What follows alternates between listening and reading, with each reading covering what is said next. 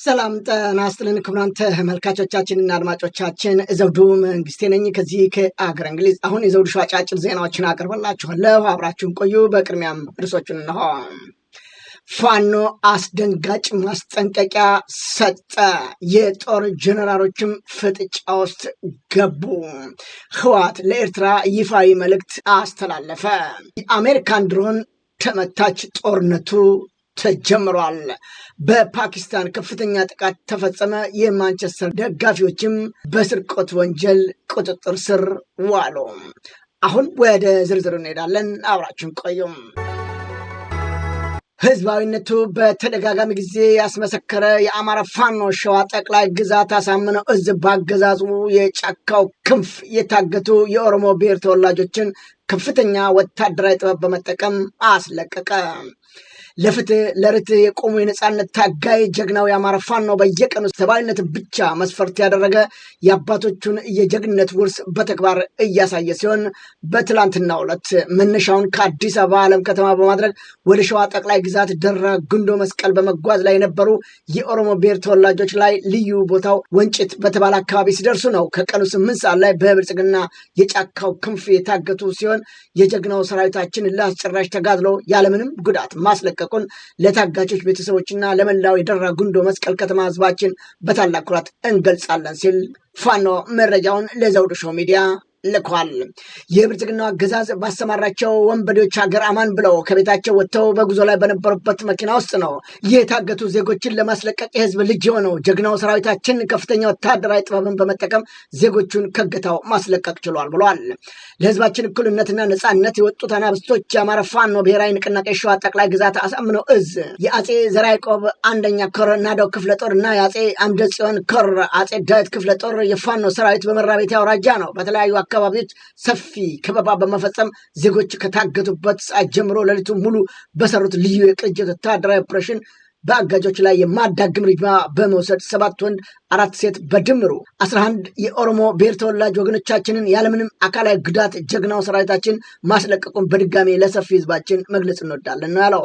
አገዛዙ በየትኛውም የሸዋ ቀጠና ለመሰል ጥፋቶች የሚያሰማራቸውን አጥፊ ቡድኖች ላይ የሸዋ ጠቅላይ ግዛት አሳምነው እዝ የማዳግም እርምጃ በመውሰድ ልክ እንደ ትላንቱ ዛሬም የአማራ ፋኖ የህዝብ ልጅ መሆኑን በተግባር ማሳየቱን አጠናክረን እንቀጥልበታለንም ሲል አሳውቋል። በመጨረሻም በጀግናው የአማራ ፋኖ ጥረት በአካባቢዎች ነፃ የወጡ ወገኖቻችን ከቤተሰቦቻቸው ጋር በሰላም ሲቀላቀሉ ፋኖ ላደረገላቸው የሰብአዊነት ጥግ ተግባር እጅግ ያመሰግኑ ሲሆን አጥፊ ቡድኖችን በቀጠሉ በሚያገኟቸው አጋጣሚ ሁሉ ለፋኖ በመጠቆም አካባቢያቸውን ሰላም በጋራ በመጠበቅ ለፋኖ ያላቸውን አጋርነት ከመቼውም ጊዜ የበለጠ አጠናክረው እንደሚቀጥሉም ተናግረዋል ሲል የአማራ ፋኖ ብሔራዊ ንቅናቄ ሸዋ ጠቅላይ ግዛት አሳምነው እዝ ህዝብ ግንኙነት መምሪያ መረጃውን ለዘውዱ ሾው ሚዲያ ልኳል። የአማራ ፋኖ ልዩ ኮማንዶ አባላትን በታላቅ ሁኔታ አስመረቀ። መብረቅ ክፍለ ጦር ነው ለወራት ያሰለጠናቸውን የኮማንዶ አባላት በታላቅ ድምቀት ማስመረቁን የገለጠው። በአማራ ፋኖ ብሔራዊ ንቅናቄ ጎንደር ጠቅላይ ግዛት በላይ ዘለቀ እዝ ዳግማዊ ቴዎድሮስ ኮር በሚገኘው መብረቅ ክፍለ ጦር ለ6 ወራት ያህል በፖለቲካዊ ወታደራዊ ተያያዥነት ስልጠናዎች ሲሰጣቸው የቆዩ ከ600 በላይ የኮማንዶ አባላትን በደማቅ ሁኔታ አስመርቋል። የአማራ ፋኖ ጎንደር ጠቅላይ ግዛት በላይ እዝ የበላይ አርበኞች ምክር ቤት ምክትል ሰብሳቢ ኮማንደር አረጋ አለባቸው፣ የአማራ ፋኖ ብሔራዊ ንቅናቄ ጎንደር ጠቅላይ ግዛት በላይ እዝ የዘመቻ መምሪያ ኃላፊ አርበኛ ያለው አዱኛ፣ የዳግማዊ ቴዎድሮስ ኮርና ክፍለ ጦር አመራሮች እንዲሁም የአማራ ፋኖ ብሔራዊ ንቅናቄ ጎንደር ጠቅላይ ግዛት በላይ ዘለቀ 204ኛ አስቻለው ደሴ ኮር አመራሮች ጥሪ የተደረገላቸው ሌሎች እንግዶች በምርቃት ስነስርዓት ላይ መገኘታቸውንም ለማወቅ ችለናል። በኮማንደር አረጋ አለባቸው የዕለቱ ምርቃት የመክፈቻ ንግግር የተደረገ ሲሆን ለተመራቂዎቹ መልእክትም አስተላልፈዋል። የአማራ ፋኖ ብሔራዊ ንቅናቄ ጎንደር ጠቅላይ ግዛት በላይ ዘለቀ ዳግማዊ ቴዎድሮስ ኮር ህዝብ ግንኙነት መረጃውን ለዘውዱ ሾው ሚዲያ ሲልክ በተገናኘም በቪዲዮ ላይ ወጣቶቹ ኮማንዶዎች የአማራን ህዝብና ነፃነት ለመጠበቅ እንዲህ ሲሉም ቃል ገብተዋል።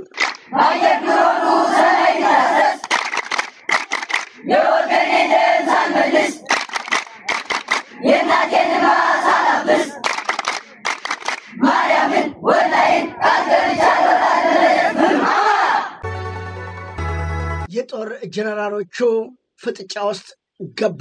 የማዕከላዊ እዝ ምክትል አዛዥ ብርጌዴር ጀነራል አስናቀ አይተነውን ጨምሮ በርካታ ያገዛዙ ወታደሮች ከተገደሉ በኋላ ነው ጀነራሎቹ ፍጥጫ ውስጥ የገቡት። ለዚህ ችግር መባባስ አንተ እየተባባሉም መወቃቀስ መጀመራቸውም ታውቋል።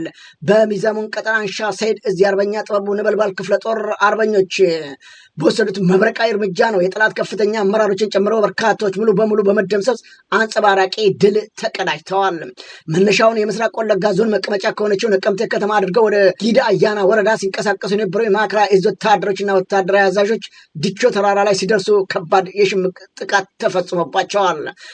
በዚህም የማዕከላዊ እዝ ምክትል አዛዥ ብርጌዴር ጀነራል አስናቀ አይተነው መንግስትን ጨምሮ አንድ ሬጅመንት የሚሆን የጠላት ኃይል ሙሉ በሙሉ መደምሰሱም አይዘነጋም። በተጨማሪም 8 ወታደራዊ ተሽከርካሪዎች እንዲሁም በርካታ ቡድን የነፍስ ወከፍ መሳሪያዎችን በፋኖ ቁጥጥር ስር መዋላቸውን የአንሻ ሰይድ ህዝብ ግንኙነት መምሪያ አሳውቋል። ታዲያ በዚህ በአንሻ ሰይድ እዝ ተዋጊዎች በተፈጸመ የደፈጣ ጥቃት የማዕከላዊ እዝ አዛዥ ከፍተኛ ወታደራዊ መኮንኖች የተደመሰሱበት የጦር ጀነራሎች አሁን ፍጥጫ ውስጥ እየገቡበት ሁኔታ በተለይም በጦር ጀነራሎቹ ምክንያት ችግሩ እየተባባሰ የመጣበት ሲሆን አንዳንዶችም ይህን ችግር እንዲባባስና ይህ የጦር ጀነራልም እንዲሞት ያደረጋችሁት እናንተ ናችሁ የሚል ወቀሳዎች መነሳታቸውም ነው እየተገለጸ የሚገኘው። በቢዛማን ቀጠና በአንሻ ሰይድ እዝ ስር በሚንቀሳቀሰው ተርብ ተዋጊዎች በሰላይ ደፈጣ ጥቃት ያገዛዙ ማዕከላዊ እዝ አዛዥ የሆኑት ጀነራል ዘውዱ በላይም ክፉኛ የተበሳጨበት እና ሽንፈት ጽዋውን የተጎነጨበት ታላቅ ኦፕሬሽን መሆኑ ነው የተገለጸው። በዚህ መብረቃዊ ጥቃት የማዕከላዊ እዝ ምክትል አዛዥ የነበሩት ብሪጌድ ጀነራል አስናቀ አይተነው መንግስቴ እንዲሁም ሌሎች ከፍተኛ አመራር የሆኑ ሙሉ ኮሎኔሎች በጀግኖቹ ፋኖች እስከ ወዳኛው መሸኘታቸውም ነው የታወቀው። ታዲያ መስከረም 10 2018 ዓ.ም የማዕረግ እድገት ከተሰጣቸው አገዛዙ ወንበር ጠባቂዎች መካከል አንዱ የሆኑት ብርጌድ ጀነራል አስናቀ አይተነው በጠላት ዘንድ ትልቅ የውጊያ አቅም እንደሆኑ ይታመንባቸው የነበረ መሪም ነበሩ ተብሏል። ይሁን እንጂ የፋኖ እጅ ጥበብ ክፍለ ጦር እነዚሁ ከፍተኛ የጦር ጀነራሎች ውዝግብ ውስጥ የከተተው ይህ ውጊያ አሁን ምን ማድረግ አለብን ወደሚለው ጉዳይ የመጣ ቢሆንም ብዙዎቹ ግን ድንጋጤ ውስጥ ገብተዋል። በተለይም ጀነራል ዘውዱ ምን እየተደረገ እንዳለ ግራ ገብቶናል። ከዚህ ቀደምም ህብረተሰቡን ሰብስበን ቅስቀሳ አድርገን ነበር፣ ግን እየተገኘ ነገር የለም ብለዋል ጀነራሉ። ከዚህ ቀደም በተለይም በአማራ ክልል ህዝቡን በመሰብሰብ እንዲህ ሲሉም ተናግረው እንደነበረ የሚዘነጋ አይደለም።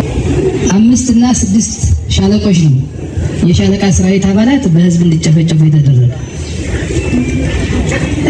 ሰሜን ወሎ ላሊበላ ላይ ከራሱ ከአማራው ህዝብ ወጡ የአድማ ብተና አባላት በተመሳሳይ መንገድ ድርጊት ተፈጽሞባቸው የጦር ጀነራሎቹ ዩኒፎርማቸውን አውልቀው ቅስቀሳ ቢያደርጉም እንኳን የአማራ ህዝብ በፍጹም ሊያምናቸው አለመቻሉ ነው እየተገለጸ የሚገኘው።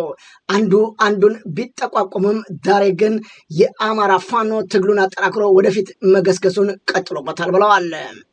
የአማራ ህዝብ በጭፍጨፋ ከፍተኛ ወታደራዊ ማዕረግ የተጎናጸፉት የስርዓቱ መሪዎች የፋኖን የጽናት ክንድ መቋቋም አቅቷቸው በሽንፈት እየተንገዳገዱ እንደሚገኙም ነው የተገለጸው። የበቀል እርምጃውን በመመከት የህዝብ ደህንነትን ለማስጠበቅ በተጠንቀቅ ላይ መሆናቸውን የደረሱን መረጃዎችም ከስፍራው ይጠቁማሉ። በጦርነቱ ወቅት በተፈጸመው ተጋድሎ ከስፍራው የነበሩትን የፋኖ ጀግኖችን የዘውዱ ሾው ሚዲያ ከዜናው በኋላ ጦርነቱን በተመለከተ ያነጋገርናቸውን የፋኖ ታጋይ ከዜናው በኋላ ይዘንላቸው እንደምንቀርብ ከወዲሁ እንገልጻለን። ፋኖ ጥብቅ ትዕዛዝ አስተላለፈ። ከዚህ በኋላ በአማራ ክልል የሚደረግ ማናቸውንም ሰላማዊ ሰልፍና ምርጫ ላይ የሚንቀሳቀሱ አካላት ላይ እርምጃ እወስዳለሁ ሲል ነው ያስጠነቀቀው። ህዝባችንን ለመከራ ለእንግልትና ለችግር የዳረገውን ይህንን የብልጽግና ስርዓት ለመደገፍም ሆነ እንደዚሁም ምርጫ ለመምረጥ የሚደረግ እንቅስቃሴ ላይ ፋኖ የማዳግም እርምጃ ይወስዳል ተብሏል።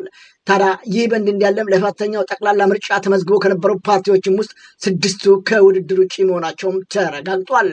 ለመጪው 7ኛው ጠቅላላ ምርጫ የእጩዎች ምዝገባ አከናውነው የምርጫ ምልክቶችንም መርጠው ከነበሩት 48 የፖለቲካ ፓርቲዎች መካከል 6ቱ በተለያዩ ምክንያት ከፉክክሩ ውጭ መደረጋቸውን ምርጫ 2018 ገልጧል። ቦርዱ የድምፅ መስጫ ወረቀቶችን ከውጭ ሀገር አሳትሞ ማጠናቀቁን ተከትሎ ዘንድሮ የምርጫ ውድድሩ የሚካሄደው በተቀሩት 42 የፖለቲካ ፓርቲዎች መካከል ብቻ እንደሆነም አሳውቋል።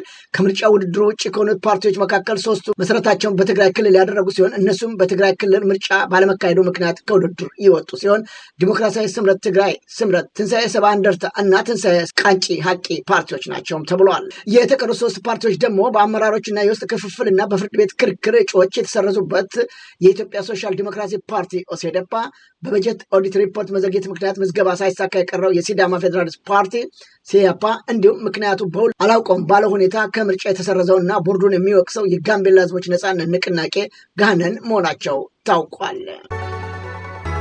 በሌላም በኩል በአማራ ክልል በ8 ምርጫ ክልሎች በመጪው ግንቦት 24 ምርጫ እንደሚደረግ ምርጫ ቦርዱ ገልጧል። ቦርዱ የቀድሞ ምርጫ በአጠቃላይ እንቅስቃሴዎችን በተመለከተ በሰጠው ጋዜጣዊ መግለጫ በአማራ ክልል በ8 የምርጫ ክልሎች ምርጫ እንደማይካሄድ የቦርዱ ሰብሳቢ ሜላተወርቅ ኃይሉ ገልጠዋል። ይሁን እንጂ በመጪው ግንቦት 24 2018 ምርጫው በእንደነዚህ የምርጫ ክልሎች አይካሄድም ማለት ሌላ ጊዜ አይካሄድም ማለት አይደለም ሲሉም ሰብሳቢው አክለው ተናግረዋል።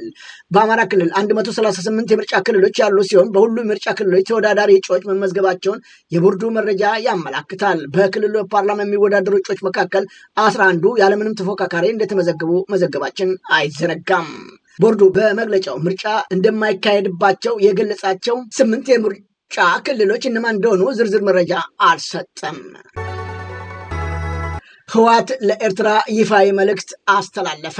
ህወሓት ለኤርትራ ህዝብ 35ኛው የነጻነት በዓል ምክንያት በማድረግ ይፋዊ የመልካም ምኞት መግለጫ አስተላለፈ። በመግለጫውም የኤርትራ ህዝብ ለራሱ ድል በራሱ መወሰን መብት ላደረገው ትግል ያለውን ድጋፍ አረጋግጦ በሁለቱም ህዝቦች መካከል ያለውን ወንድማማችነትና ሰላማዊ ግንኙነት ለማጠንከር እንደሚፈልግም አሳውቋል። ይህ የህወሓት መልእክት የተላለፈው የኢትዮጵያ መከላከያ ሰራዊት ጽምዶ በሚባለው እንቅስቃሴ በኩል በኢትዮጵያ ሉዓላዊነት ላይ የሚቃጣ ስጋት ለመመከት እርምጃ እንደሚወስድ ለዲፕሎማቲክ ማህበረሰብ ካሳወቀ ማግስት በሜጀር ጀነራል ተሾመ ገመቹ ለዲፕሎማቶች በሰጡት መግለጫ ይህን እንቅስቃሴ ወደ መሬት እናወርዳለን ብለው ስንዝር እንቅስቃሴ የሚያደርጉ አካላት ሰም በእሳት እንደሚቀልጥ ይቃጠላሉ ሲል ካስጠነቀቁ በኋላ ነው ህወሓት ይህንን መግለጫ የሰጠው። በትግራይ ክልል ህወሓት አብይ አዲ በገፍ ወጣቶችን ለጦርነት እያፈሰ በመሆኑ ህዝቡ ቁጣውን አሰማ። በምስሉ ላይ እንደሚታየው ወጣቱን አፍነው ወደ አይሱዚ መኪና ውስጥ ጭነውታል ነው ያሉት የአካባቢው ነዋሪዎች። ወላጆችና ቤተሰቦቻቸው እያለቀሱ ከኋላቸው እየተከታተሉ ይለምኗቸው ነበር። ይሁን እንጂ ምንም ያገኙት ምላሽ አለመኖሩ ነው የተገለጸው። የትግራይ ወጣቶች በከባድ ሁኔታ ውስጥ ወድቀው ለአፈናና ለጥይት መዳረጋቸውን ማየት ልብ ይሰብራል ያሉት እነዚህ ወላጆች ከባለፈው ደም አፍሳሽ ጦርነት ያልተማረው ህወሓት አሁንም ወጣቱን ለማስጨረስና እናቶችን ዳግም ለማስለቀስ ቆርጦ ተነስቷልን ብለዋል። የቪዲዮ ምስል እንደሚያመለክተው ከስፍራው የቀረጹ ሰዎች እንዲህ ሲሉም ተናግረዋል። ከተማ ዓብይ ዓዲ ግፋ ግዲ ደሞ ገፍለው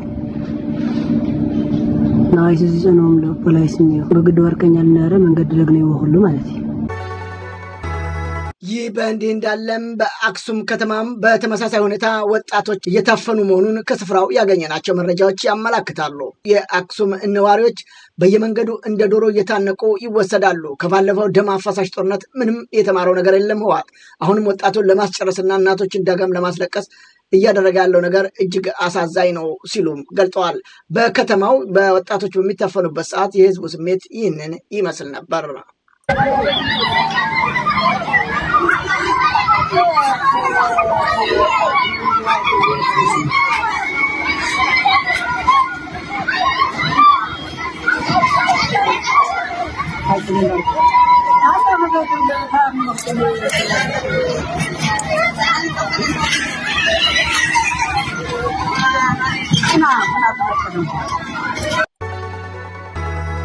የጋምቤላ ክልል የአድማ ብተና ፖሊስ አባላት በአዲስ መልክ የተዘጋጀው የደንብ ልብስ ከደቡብ ሱዳን ሰንደቅ ዓላማ ጋር የሚመሳሰል ባንዲራ በመያዙ ማስተካከል እንዲደረግበት ትዕዛዝ ተላለፈ።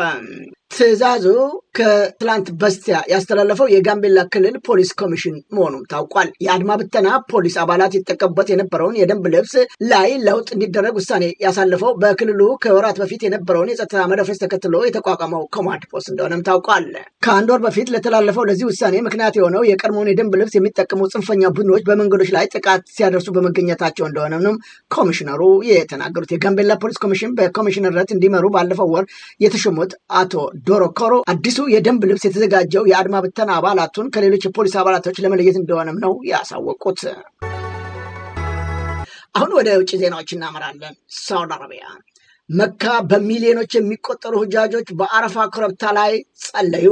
ለዘንድሮ ሀጂ ወደ መካ ሳውዲ አረቢያ የተጓዙ ሁጃጅ ወይም ሀጂ አድራጊዎች በአረፋት ኮረብታ ላይ መጸለያቸው ታውቋል። ነቢዩ መሐመድ ለተከታዮቻቸው የመጨረሻውን ሰበካ እንዳደረጉ በሚታመነው አረፋት ኮረብታ ላይ የሚደረገው ጸሎት ከሀጂ ዋና ዋና ስርዓቶች አንዱ እንደሆነም ተገልጿል። ምዕመናኑ አለቅጥ የናረው ሙቀትና ፀሐይ ሳግደው የቁርአን አያዎችን እየቀራ ከማለዳው ጀምሮ 70 ሜትር ከፍታ ወዳለው ኮረብታ ሲጎርፍም ተስተውሏል። ዘገባዎቹ እንደጠቆሙት ከሆነ የመካ አካባቢ ሙቀት 44 ዲግሪ ሴልሺየስ በላይ እንደነበረም ነው የተገለጸው። እስራኤልና ዩናይትድ ስቴትስ በኢራን ላይ የከፈቱትን ጦርነት የኢራን አጸፋ የሁጃጆቹ ቁጥር ይቀንሳል የሚል ስጋት አሳድሮ የነበረ ቢሆንም የሳውዲ አረቢያ ባለስልጣናት እንዳሳወቁት ግን ሀጂ ለማድረግ ዘንድሮ የተጓዘው የውጭ ሀገር ዜጋ ቁጥር አምና ከነበረው የበለጠ ነው ብለዋል። የአሜሪካን ድሮን ተመታች። በመካከለኛው ምስራቅ ውጥረቱ ነግሷል። አሜሪካ ኢራንን ቀጥተኛ ግጭት ውስጥ ገብተዋል ተብሏል። በመካከለኛው ምስራቅ እያሽቆለቆለ የመጣውን ቀውስ ወደ ለየለት ጦርነት እያመራ መሆኑን የዓለም አቀፍ መገናኛ ብዙሃንም ዘገባዎች አመላክተዋል። ቢቢሲ እንደዘገበው አሜሪካ በኢራን ላይ የሚሳኤል ማከማቻ ጣቢያዎችና ጀልባዎች ላይ አዳዲስ ጥቃቶችን መሰንዘር ጀምራለች ብለዋል። በሌላም በኩል አልጄዚራም የሰላም ንግግር እየተደረገ ባለበት ወቅት ውጥረቱ ይበልጥ ማገርሸቱንም ገልጿል። ዩናይትድ ስቴትስ የድሮን ወይም የአየር ላይ ሰላይ ተሽከርካሪዎች ተመታ መውደቋም ተዘግቧል። ጋርዲያን በበኩሉ ቴህራን ለሂዝቦላ ያላትን ጽኑ የማይናወጥ ድጋፍ በድጋሚ ማረጋገጧን አሳውቋል። ይህ የሀያልነት ፍጥጫ አካባቢውን ወደ ከፍተኛ አለመረጋጋት ውስጥ መክተቱ ታውቋል። ፓኪስታን ባቡር ላይ በተሰነዘረ ጥቃት 24 ሰዎች ህይወት አለፈ። በፓኪስታን ባሎችስታን ክልል ለኢድ በዓል የሚጓዙ ወታደራዊ ሰራተኞችንና ቤተሰቦቻቸውን ጭኖ በነበረ ባቡር ላይ ነው በደረሰ የአጥፍቶ ጠፊ የቦምብ ጥቃት ቢያንስ 4 ሰዎች ሲሞቱ 70 የሚሆኑ ደግሞ ቆስለዋል። ጥቃቱ የተፈጸመው በኬታ ከተማ በሚገኝ የባቡር ጣቢያ ላይ ሲሆን ፍንዳታው ባቡሩ ከሀዲድ አስወጥቶታል። የባሎችስታን ነፃ አውጪ ጦር BLA የተባለው ተገንጣይ ቡድን ለጥቃቱ ኃላፊነቱንም ወስደዋል። የማንቸስተር ደጋፊዎች ከአርሴናል ደጋፊዎች ላይ ፍየል ሰርቀው በቁጥጥር ስር ዋሉ። በኡጋንዳ ማሳካ ከተማ አርሴናል በ2026 የእንግሊዝ ፕሪሚየር ሊግ ዋንጫ ማሸነፉን ተከትሎ ነው ደጋፊዎቹ ለደስታ ማክበሪያ የገዟትን ፍየል የሰረቁ የማንቸስተር ዩናይትድ እና የማንቸስተር ሲቲ ደጋፊዎች በፖሊስ ቁጥጥር ስር መዋላቸው የታወቀው። ተጠርጣሪዎቹ ድርጊቱን የፈጸሙት የአርሰናል ደጋፊዎች ደስታ ለማበላሸት ሆን ብለው አስበው መሆኑን ለፖሊስ የተናገሩ ሲሆን ጉዳዩ በማህበራዊ ሚዲያ ላይ ከፍተኛ መነጋገሪያና መሳቂያ ሆኗልም። በአሁኑ ወቅት ፍየሏ በፖሊስ ጣቢያ የምትገኝ ሲሆን ምርመራው መቀጠሉንም መረጃዎቹ አመላክተዋል። በመጨረሻም ፕሬዝዳንቱ ለከፍተኛ ትችት ተዳረጉ። የኡጋንዳው ፕሬዝዳንት ዩዌሪ ሙሴቬኒ ናቸው ትችት የቀረበባቸው። ለትችት የዳረጋቸውን ጉዳይ እናንተ ሰዎች በዚህ ደረጃ በድህነት ውስጥ እየኖራችሁ እናንተ ግን አርሴናል እያላችሁ እንዴት እንደምትጮሁ አላውቅም። የራሳችሁ ወገኖች በድህነት ውስጥ እየኖሩ እናንተ ግን የሌሎችን ክለቦች ለማየት በዓለም ዙሪያ ትንከራተታላችሁ ሲሉ ነው የወቀሱት። ፕሬዝዳንቱን ለትችት የዳረጋቸው ንግግር ይህን ይመስል ነበር። How you can live with such people, with such poverty, and you just there Arsenal what? Your own people are living in poverty and you're meandering around the world watching other people's clubs. Let's see the girl of Rubirizi. ክቡራን ተመልካቾቻችንና አድማጮቻችን ለአሁኑ ያቀረብኩላቸው የዘውዱ ሾው አጫጭር ዜናዎች እነዚህን ይመስሉ ነበረ። በቀጣይ ዝግጅታችን እስከምንገናኝ የዘውዱ ሾው ሚዲያን ሼር፣ ላይክ እና ሰብስክራይብ በማድረግ ወዳጅ ቤተሰቦቻችን እንድትሆኑ ከወዲሁ በማክበር እንጋብዛለን። ከዜናዎቹ ጋር አብሬያችሁ የነበርኩትን የዘውዱ መንግስት የነበርኩኝ። በቀጣይ ዝግጅታችን እስከምንገናኝ ሰላም ጤና ይስጥልኝ።